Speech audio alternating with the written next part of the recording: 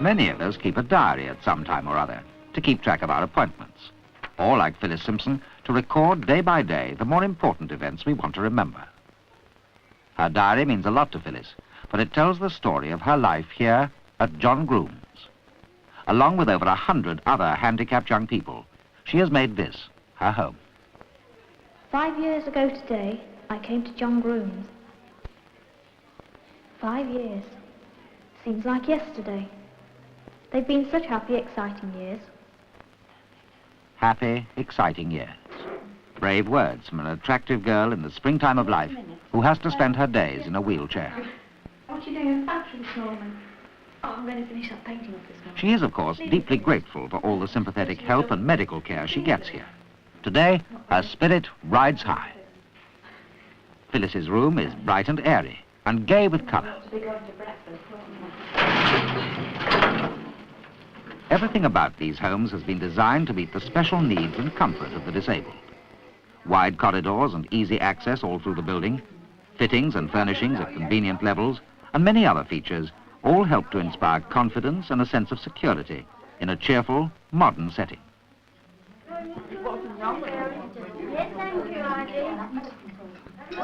After breakfast, there's a pleasant creative job to go to in the work centre nearby.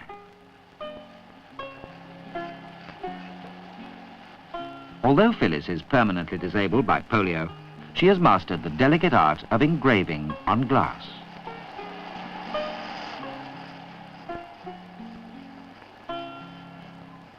Other handicrafts, too, reveal many an unsuspected skill. The opportunity to create beautiful things, to develop talents in a happy, carefree atmosphere, is the keynote here.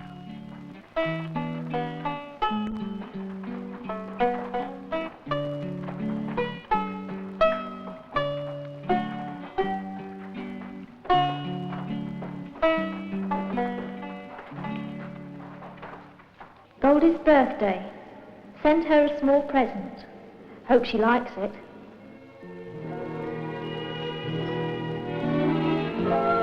Goldie's a special friend of Phyllis's. She's one of the older women who live here in 3 well-equipped homes surrounded by trim lawns and trees. These homes are named aptly Lilac, Chestnut and Willow.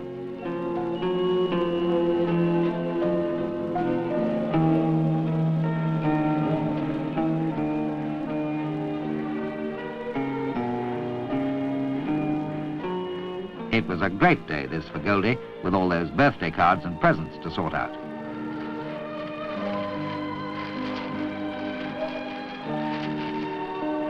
Oh, look! Phyllis needn't have worried. Goldie was delighted with her present. It's from Phyllis. Well, that's wonderful, Goldie.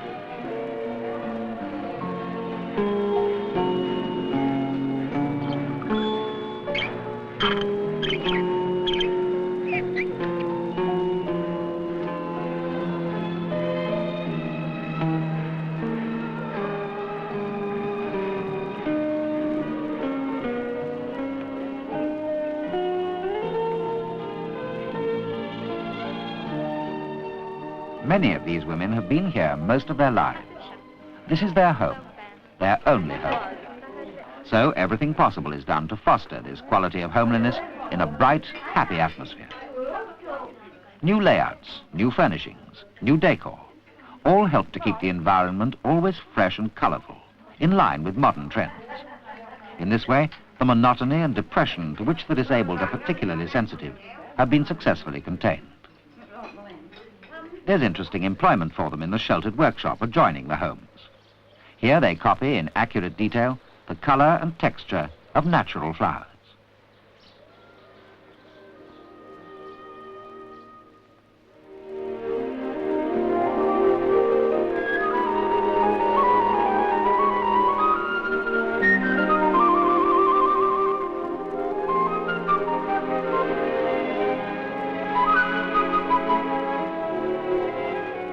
Many visitors come here in the course of a year. They find it an unforgettable experience, not just to admire the magnificent displays, but to meet some of the wonderful people who have overcome severe handicap with determination and a smile. Like our old friend Goldie, so brave and gay in the face of serious disablement.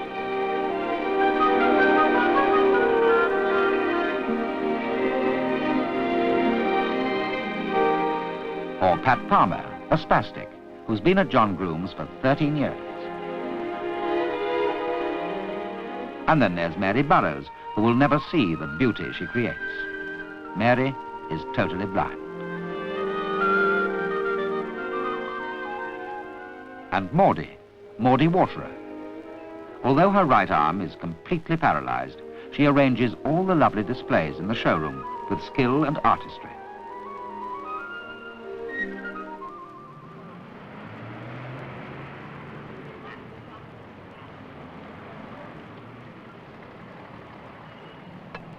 Thank you very much indeed. And now for a very special flower.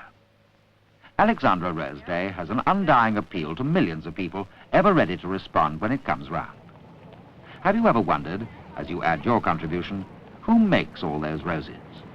4 million every year.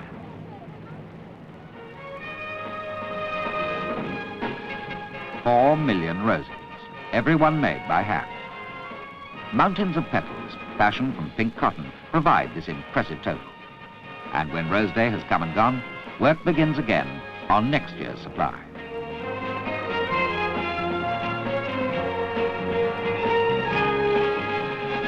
Four million roses. John Grooms certainly started something when he conceived the idea of teaching the disabled the art of copying natural flowers. I'm sure if you could see it all now, it would seem like an impossible dream come true.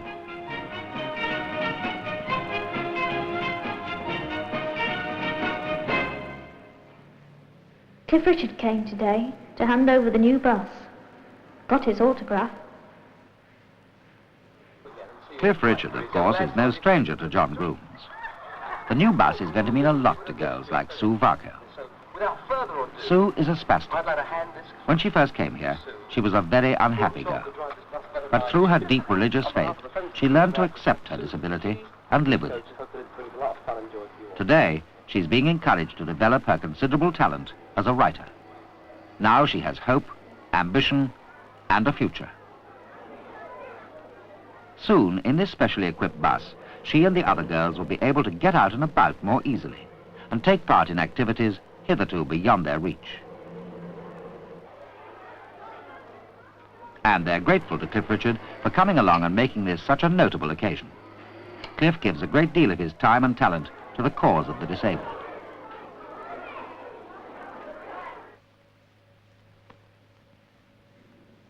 Now we need someone to drive the bus. I wonder who?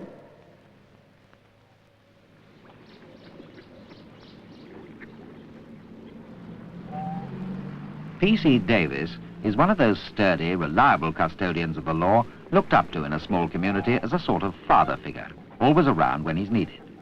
The typical village bobby, in fact, who's not so extinct as many people imagine. Not much of a crime wave here today, but there's always something going on round the village green. That was P.C. Davis on the beat. Off duty, he continues to serve the community in his own unobtrusive way. Driving the John Groom bus, for example. Not just driving, either.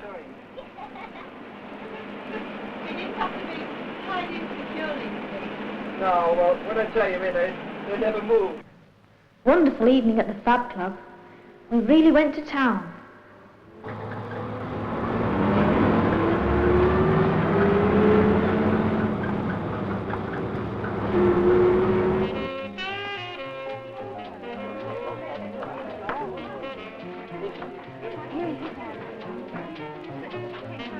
The Fab Club. Fab, P-H-A-B, stands for physically handicapped and able-bodied. This youth centre in the heart of London is their meeting place.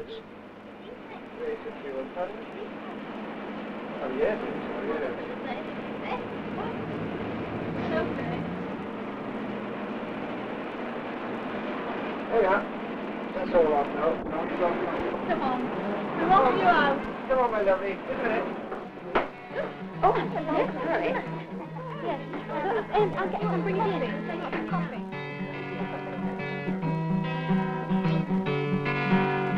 How many roads must a man walk down before they call him a man? We asked Jane Markham, who runs the Fab Club, to tell us something about its activities and purpose. This is one of many Fab Clubs sponsored by the National Association of Youth Clubs. And this particular one in central London is to provide a social centre for young people living and working in the centre of London. Of course, as the name implies, the other objective of the club is to bring together physically handicapped and able-bodied young people. And we hope that in this club, this is enabling them to understand each other better. One of the things that we try and do is to help both groups of young people to really talk freely about themselves, and for the disabled to talk about their disability and what it means. Because I think there are a great many able-bodied young people who don't really understand the problems that they face. All young people face problems of getting academic qualifications and of getting jobs and so on. But of course the physically handicapped face the very great problem of being accepted for what they are, not having people feeling sorry for them and covering them with pity, but just accepting them as they are. And so through the activities of this club, we are trying to really help them to mix normally, to do normal activities. Tonight we've got a make-up demonstration, and this is something which I think lovely, probably healthy interests most glow. of these girls. Now, if I put the rouge on the end of her nose, it would turn out to be red and shiny, so avoid doing things like that. Now, after doing that comes the powder. Now, there's a very important thing to remember. I'm sure that society's attitude towards the disabled is changing, but I think it's going to continue to be a slow process. After all, it wasn't that long ago that mentally and physically handicapped people were all being grouped together and shut away from society. But this is not so today. This is why I feel that the onus really lies with young people, to accept them as people. Wrote to Alan today. Alan, like Phyllis, is permanently disabled. They've been friends for many years. Dear Alan, just a brief note to bring you good news. As you have probably heard, your new building is nearly finished and is to be opened on the 9th of October. Naturally, we are all thrilled here at the idea of you boys being about the place. I hope the arrangements for your coming here are going through smoothly. I am looking forward to seeing you again. I am sure you will like it here as much as I do. Bye for now, Phyllis. Geoffrey Parker House, the new home for disabled young men, was opened by Mrs. Ruth Parker, widow of the late principal of John Grooms, who devoted so many years of his life to the care and welfare of the physically handicapped.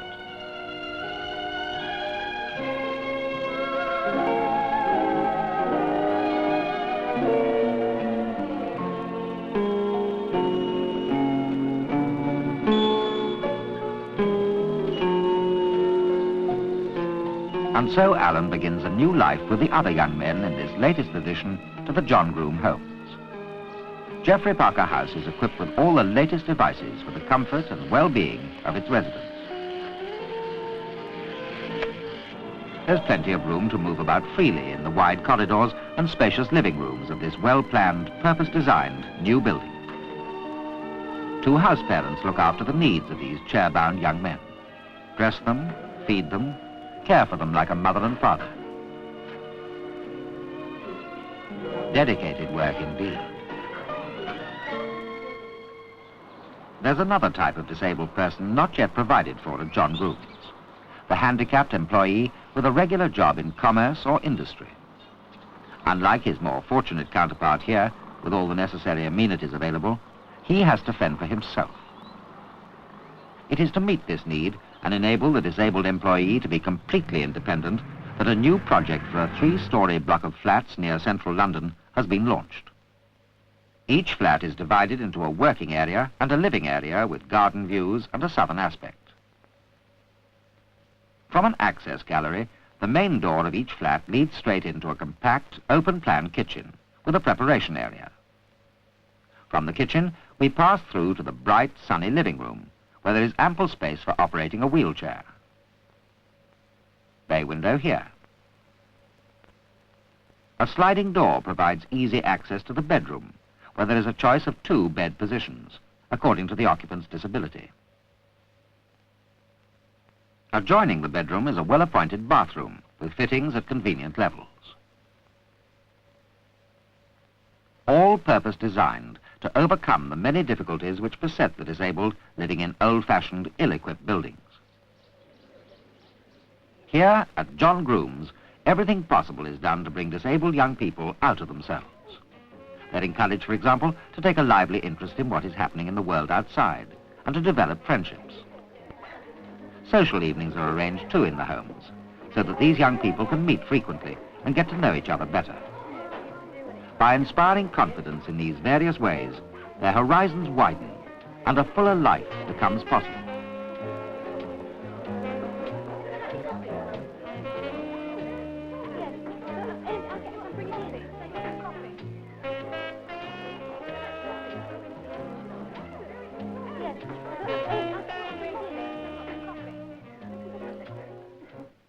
Alison's Day. We're old friends, Alison and I. I could hardly wait to hear about that wonderful day. The day she went to Buckingham Palace to receive the Gold Award from the Duke of Edinburgh. No wonder her mother and father were proud of her. They went along too.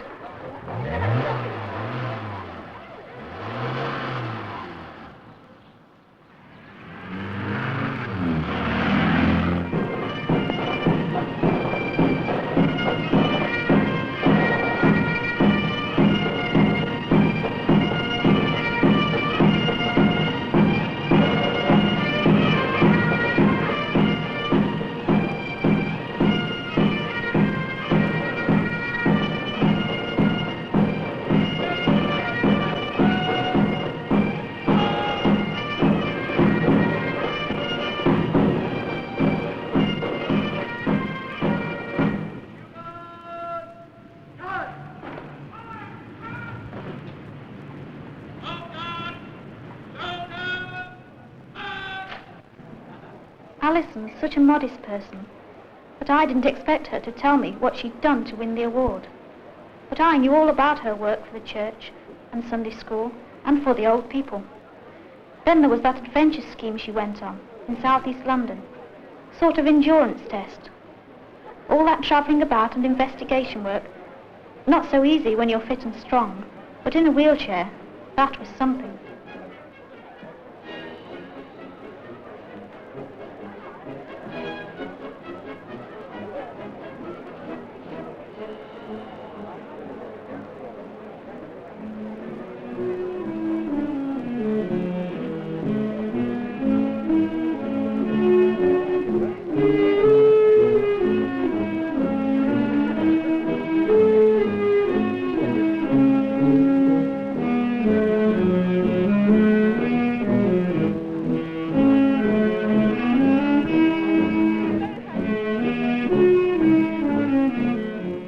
Alison's achievement has made us realise that we do have a great part to play in the world around us.